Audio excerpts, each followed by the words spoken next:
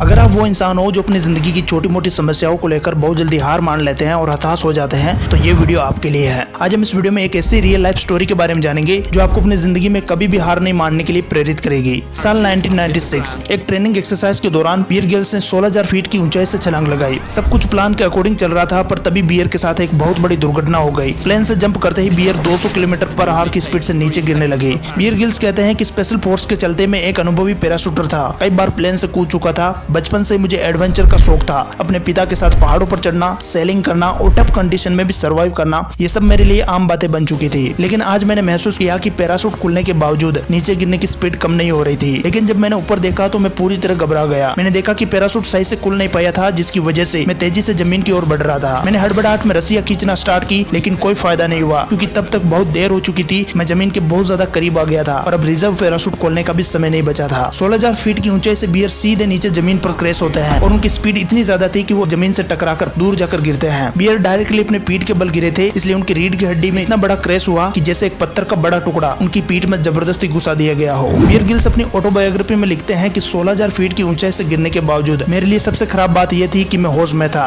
Bear Grylls कहते हैं कि मैं वही पड़े रो रहा था क्योंकि मैं अंदर ही अंदर जानता था कि बहुत बड़ा नुकसान हो गया है। वे कहते हैं कि इसके बाद मेरा अफ्रीका में इलाज शुरू हुआ। मैं फिर जैसे तैसे अपने देश इंग्लैंड पहुंचा तो थोड़ा सा भी हिलने में मुझे बहुत ज्यादा दर्द होता था। मैंने बार बार डॉक्टर से पूछा कि क्या मैं दोबारा चल पाऊंगा, पर किसी ने मुझे सीधा जवाब नहीं दिया। लेकिन एक दिन मैंने जब एक्सरे देखी तो क्लियरली दिख रहा था कि T8, T10 और T12 टूट चुके थे, जो कि हम इंसानों की पीठ की सबसे मजबूत हड्डियां होती हैं। वो कहते हैं कि जितना दर्द मुझे ऊपर से गिरने में नहीं हुआ था, उससे कई ज्यादा बेड पर पड़े रहने और उन हड्डियों को जोड़ते वक्त हो रहा था। इस समय वो बुरी तरह मेंटली परेशान हो चुके थे, क्योंकि जिस बंदे को हर सुबह एक नया लक्ष्य और नई चुनौतियों का सामना करने की आदत हो चुकी हो, वह बंदा अब ठीक ठाक से उठ भी नहीं पा रहा था और ऊपर से अपनी इस छोटी सी उम्र में अपनी जिंदगी को इस तरह से बर्बाद होते हुए देख रहा था। इस चोट ने उनसे उनके जीवन जीने की वजह छीन ली थी। यही सोचकर वे पूरी रात खुद को कोसते और एंग्जाइटी और डिप्रेशन की वजह से पसीने से लथपथ हो जाते। इससे पहले वे एसएस के स्पेशल फोर्स के हिस्सा थे। उन्होंने यही से पैराशूट कला में महारत हासिल की थी और इसी ट्रेनिंग के दौरान यह हादसा हुआ था। बियर गिल्स कहते हैं कि 2 महीने निकल गए थे। सेहत में कोई सुधार नहीं दिख रहा था। हालत पहले से भी ज्यादा खराब होती जा रही थी। उल्टा दर्द बढ़ता जा रहा था और मेरा शरीर थकता जा रहा था। वे कहते हैं कि जो लोग मुझे आज जानते हैं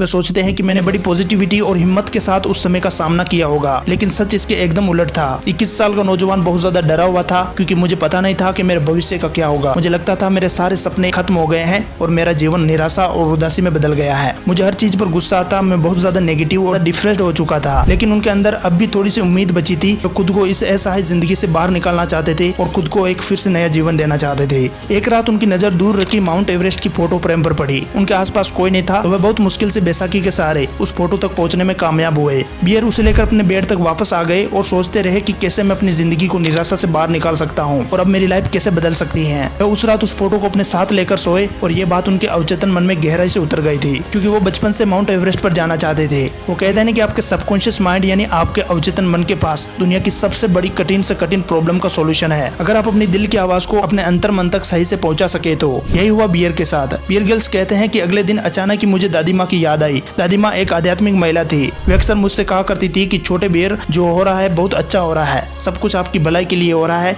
ये इंसान ही है जो उसके पास नहीं है, उसे लेकर हमेशा शिकायत करता है। छोटे बियर, जब मुसीबत में आओ तो हमेशा खुद को याद दिलाओ कि सब कुछ उसकी मर्जी से होता है, इसलिए कभी कुछ गलत नहीं हो सकता।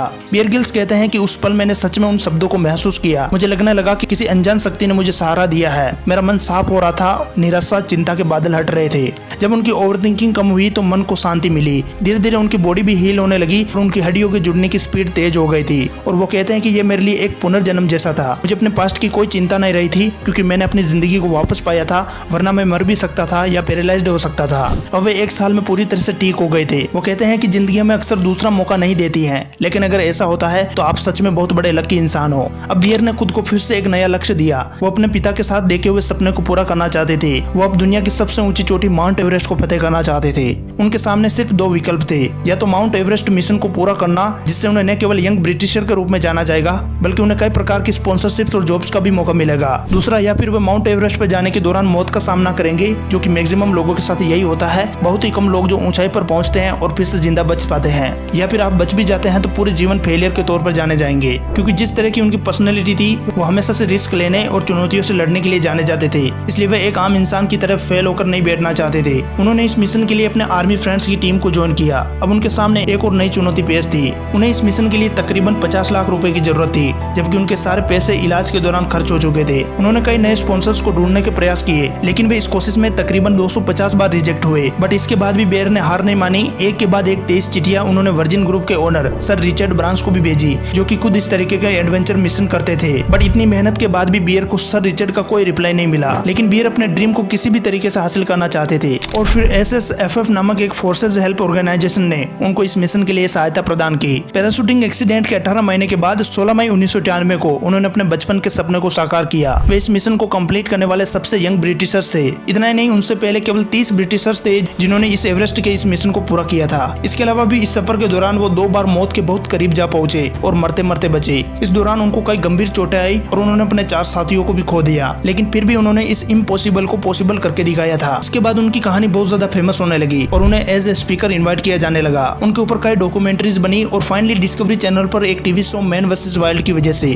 दुनिया भर में उन्हें बहुत बड़ी पहचान मिली, जिनको आप में से कई लोगों ने अपने बचपन के दौरान डिस्कवरी चैनल पर देखा होगा। तो दोस्तों, अगर आपको इस वीडियो से कुछ खास सीखने को मिला है या फिर आपको इस वीडियो से इंस्पिरेशन मिली है, तो प्लीज इस वीडियो को लाइक करके एक शानदार कमेंट जरूर करें। बाकी इसी तरह की valuable self help, motivational and inspirational videos को देखने के लिए इस चैनल को जरूर सब्सक्राइब करें।